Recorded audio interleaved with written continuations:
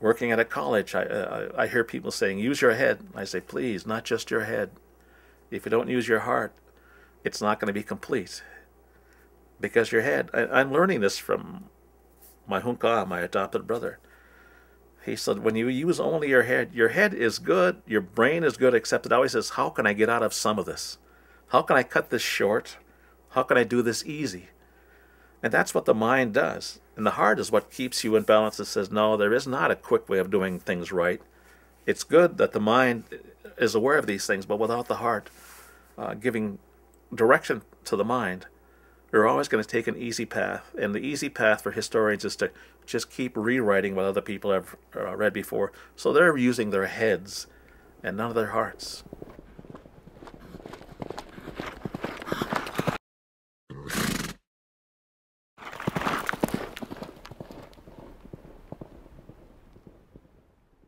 The fencing of the incredible engineering feat that had to go into going up and down those little rolling hills out on the prairie for these huge tracts of land, and what it must have meant to people who had constantly traversed back and forth over hundreds of miles of territory. Oh, here's a whole huge vast marker of what is going to be different between us and these new people. When I think back to when I was a little girl, I was hearing stories from my grandmother talking about barbed wire fences, and we're Native people, never had barbed wire fences. It's my understanding that we used the land for what, for whatever purpose we were using it, making maple sugar, or or gardening. We didn't own the land. We used the land. We were given instructions to protect the land, and Europeans were given instructions to subdue the land. And them two things are mutually exclusive. I grew up on the plains, and so every parcel of land was fenced, and you could see the borders of people's farmlands. But when you got to the reservation, you didn't see fences anymore. So I think I knew early on that there was a different idea about whether property should or shouldn't be fenced, or why a property would be fenced. The real reference point for me is growing up, And I tell my son, who's 14, he's never going to experience what I experienced growing up. I could get on a horse and be gone with my friends or just by myself all day. And the water was clean enough to just stop and drink it from the creek. And you could find snacks and timchilas and berries and other things at different times of years. And that kind of experience, that kind of freedom, there's something about growing up as a kid on a reservation that speaks to freedom, that speaks to that kind of openness and way boundaries are connected naturally rather than imposed so much. And that kind of freedom is something my son will never know, Wild ricing has some territorial aspects to it too. There's definitely some fencing that goes on when people, pick their spot.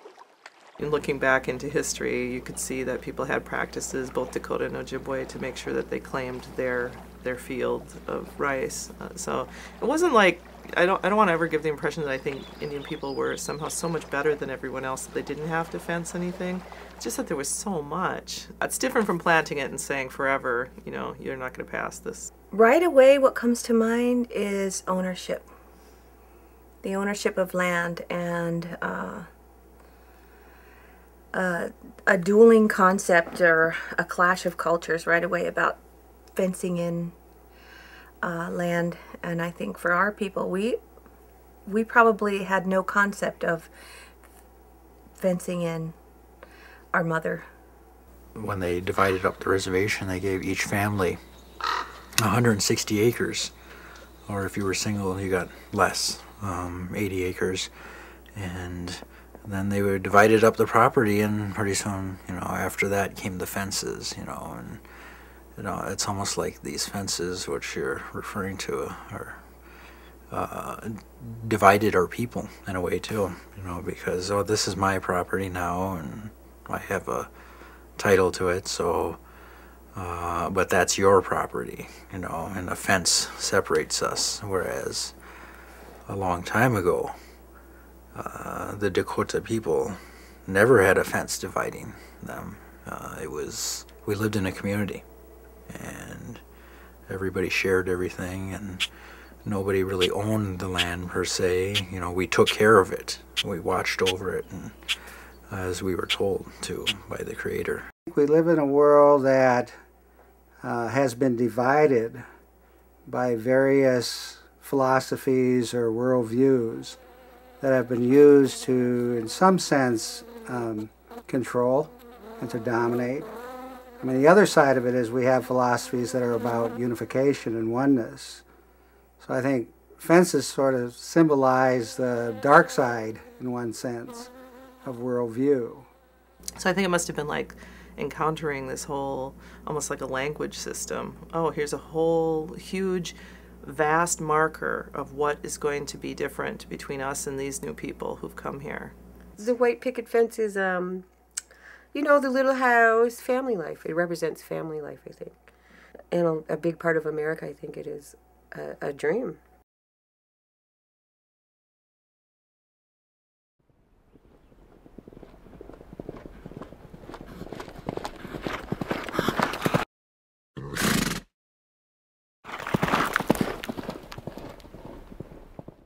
The invisible fences, or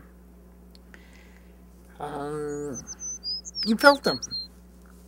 Go into a store, you know, you felt it. People were automatically put on guard, and you know you're being monitored, you're being watched until you went out. My parents took us to stores, and Mom told us, you know, God, you stay close, don't go run around all over, because you know you don't know what you can be accused of. So you know we grew up under that. It's getting how the financial stuff works. You know, that whole money system is hard to get, you know, to own things. I guess in terms of trying to understand that, it's been like an invisible fence, you know. Back home on my reservation, Siston, there's these fences separate the non-Indian land, or you know, I guess the Washichu land, from the Dakota land, which is considered trust land. And if you look at the map of the reservation, the Dakota land, there's not very much of it. I believe it's only 11% within the boundaries of the reservation. And if you colored in the Dakota land, which they do on these maps, it looks like a checkerboard pattern. And so a lot of times if you walk on my family's property, you'll walk, you know, maybe a couple hundred yards, and then you'll come to a fence, and when you cross that fence, you're now on the Washichu land. In talking of fences, I would say Native people have accepted a lot of the fences that have been put around them. And I think we need to work really hard with our own people to decolonize our own minds. And while on the one hand, we have to be aware that the United States was built on the exploitation of black labor and the theft of native land, and these things are morally repugnant, we can still love our country and still love justice. You know, I think at the same time, we have to take responsibility. We have to fight and advocate and make those things happen. Same thing for our land, for our sovereignty, for anything that matters to us, for our culture. We have to take responsibility and make those things happen. To be between these worlds of what has been done in pre-contact, what has been done as the result of trauma, and then how do we reach that place where you can transform that trauma, not into what was, but into what's going to be here for the future, for our kids. And so that's a kind of very abstracted way of looking at what between fences says to me, that we're on a journey. It's not just our history, but it's world history for indigenous people about how these fences are made like to contain us.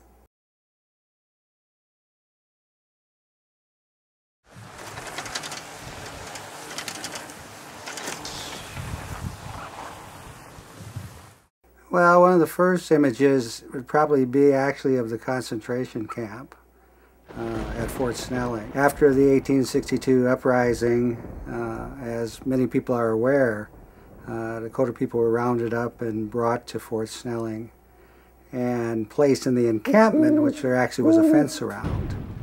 And so my image of being in exile and returning to Minnesota is seeing my relatives within that encampment as prisoners in their own homeland. The iconic image of the teepee that were set up down in the concentration camp, and they were surrounded by a fence. So it was a very, big stockade-like structure. And from what I understand, they were as much imprisoned by that fence as they were protected by it, so that from the white settlers on the outside trying to get in and do harm. And so there's just that's what the fence reminds me of. It's the first time I heard about our Dakota men after 1862 being imprisoned and taken to Davenport, Iowa. And so I took a trip there, and this woman took me up this hill, and she said they would have, they brought him by boat, they would have landed here, and they would have walked up this hill to a bluff on the river, the Mississippi, and this is where the stockade was, and it was all the way up at the top of this bluff. And then she showed pictures of it, and it was like these tall, look like pencil sticks, like a fence built in like that.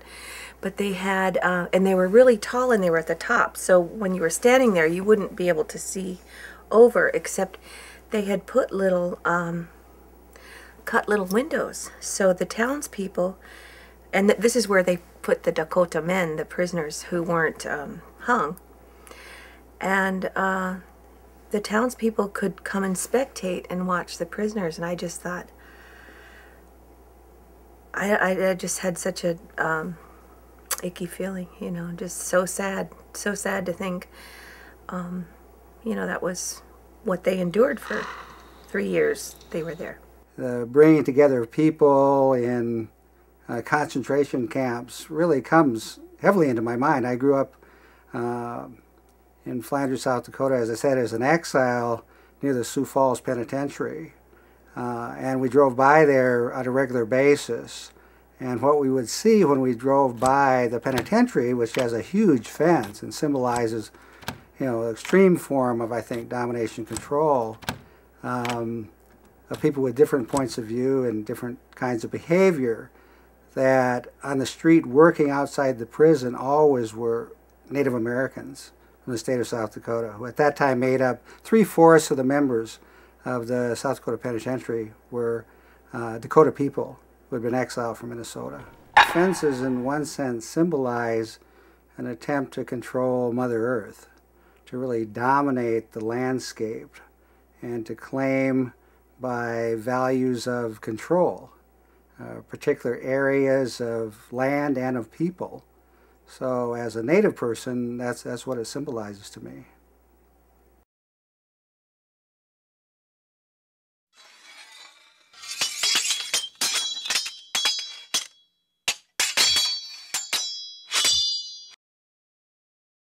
It was because of the power of us as nations that the United States of America was forced to negotiate treaties. And we negotiated them on a nation-to-nation basis. And those treaties are a defining point in not only who we are as nations, but defining that relationships between us as nations and the federal government of the United States of America. And that puts state governments in their place in that our relationship is with the federal government. And so the way we engage locally on a state-by-state basis, on an individual-by-individual basis, is really about finding ways to simply make it work. Because the focus of our core government relationship is with the federal government. And so on a day-to-day basis, it's mostly about being neighbors. It's mostly about reconciliation. You know, our kids are going to fall in love with each other, for God's sake. And they're going to have kids. And we're going to have to find a way to raise them in that environment. And instead of getting too caught up with what states try to do, most of our battles are with states oftentimes. Minnesota has been very aggressive against us. South Dakota has been very aggressive against us. But the solution at that level is really about finding ways to do good governance, to simply make it work in a way that's going to satisfy that nation-to-nation relationship that Indian nations have with the federal government, but also satisfy our personal needs. We're going to see each other in the store. You know, we're going to try to create a community where there's concern for each other, there's respect for each other, there's mutual understanding.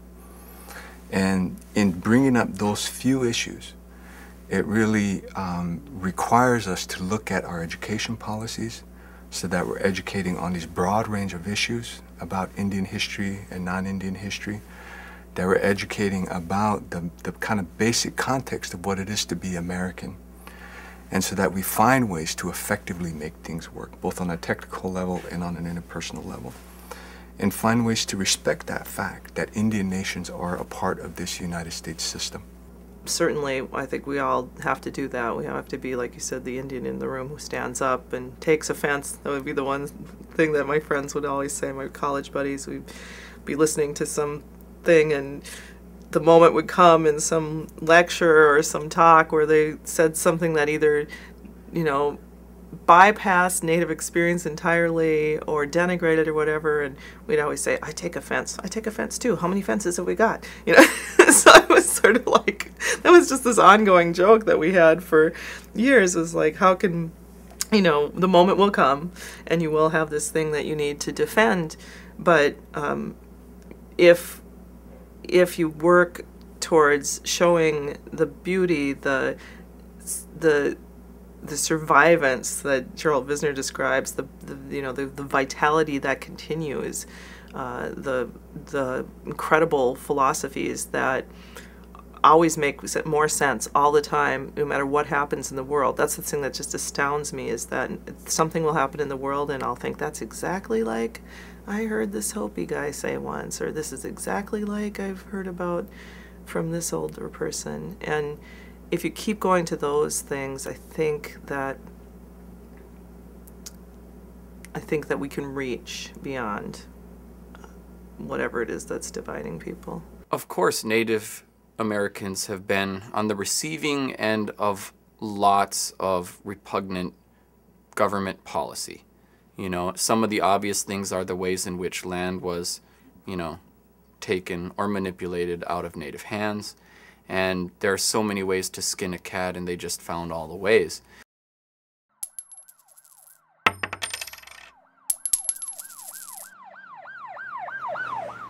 I remember a few years ago, Winona LaDuke, an Ojibwe woman from White Earth, came and spoke, and she said the United States is running the largest fencing operation in the world. And right away I started laughing because I was like, oh my gosh, it's true. You know, because when we think about fencing operations, we always think about the news and how they found this garage with all these stereos and stuff, and everybody's, oh my gosh, I can't believe that person, you know, did that. What a terrible person to steal all that stuff and profit off of it. You know, those poor people that had their things stolen. But yet, as an indigenous person, when you stand up and say the same thing happened to us, we're told to sit down and shut up. Well, yeah, that's interesting to me too. You know, the idea of the fence, and how do you take something and you know, sell it under the radar, and what has most often been sold for Native people is our artifacts, especially things that come from graves, and our bones and our bodies. And that's a really interesting thing to me, too. Items of material, culture, and intellectual property rights and medicinal knowledge and all kinds of things that have been under a lot of pressure. And a lot of Native, or I should say at least for Ojibwe people, a lot of Ojibwe ceremony and culture and belief is somewhat more guarded than you'll find with Western things. And so people will say, well, how come they aren't sharing all of this immediately? And it's governed by different rules and a concerted effort at protecting cultural property rights. One of the reasons why I don't like to teach people about the things that we do or that we know is because when you teach a dominant society something, the next thing you know is they're making money off of it. The earliest older people that I knew and talked to, they were so kind and so generous. They said, our way, everybody should be able to know it. You know, we should share this with the world, because the world will be a better place if people think like we do and, you know, respect the earth and understand the seasons and, I mean, all the things that I think people romanticize about Native people. I honestly think that those things are things people should share. But there are other things that the sharing of them, they're still so endangered that it's difficult to do that without allowing the possibility that those things will be usurped, because they always have been in the past. But the thing I've been thinking about lately is the boarding school piece. And what brings to mind is stolen children. I mean, the land is one thing. You can, you know, that's horrific to steal a homeland from people. But to steal their children, literally steal them and put them in a boarding school for the purpose of removing them from their culture, and then the abuse, the horror that followed from that. So to me, the stealing the lands was just the tip of it. When you steal those children, you steal generations. And it makes I feel like I want to tear up, and you know, it brings a lump in my throat when I think about all of that. And I look at all these, you know, buildings, and look at skyscrapers, and I think, you know, they didn't get this honestly. On all these levels, the land, the culture, the artifacts, the children's lives, you know, when you look at the issues facing the community today, this is the payback for those stolen lives. When I look at society as a whole, you know, there's a real strong denial there about how they came to possess something that was not theirs to, in the beginning, that was not theirs to own.